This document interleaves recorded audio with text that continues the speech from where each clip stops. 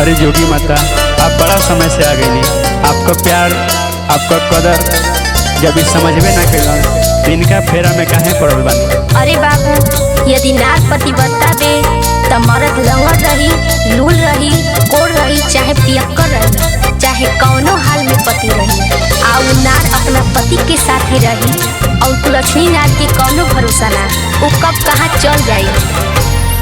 एगो पतिव्रता से जा पूछा, एगो पतिव्रता से जा पूछा, पियवा के प्रीतिया का होला हो, का होला।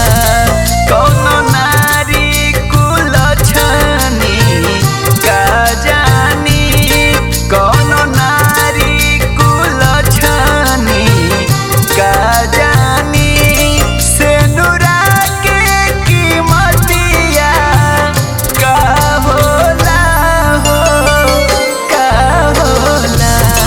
कौनो नारी कुलछनी का जानी हो, का जानी।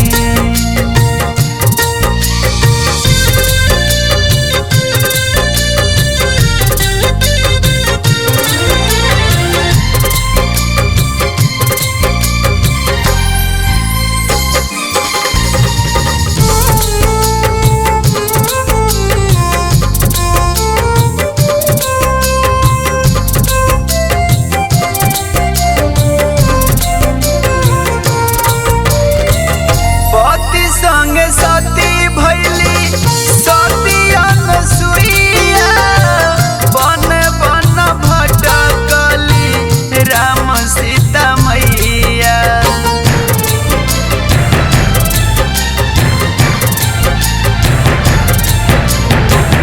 पति संगे सती भैली, सती अनसुईया, बन बन भटकली राम सीता मैया।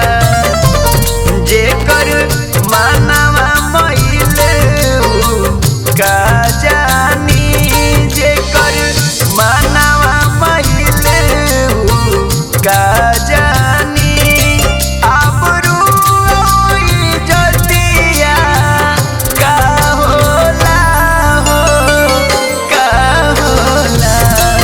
एगो नारी कुलछनी का जानी हो, का जानी।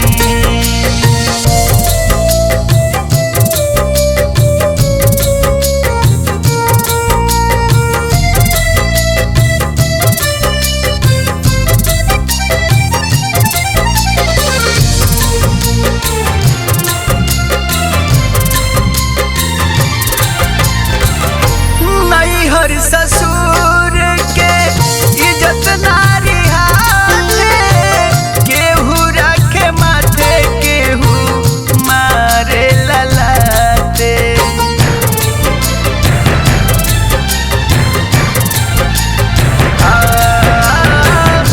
नैहर ससुर के इज्जत नारी हाथे, केहू रखे माथे, केहू मारे ललाटे।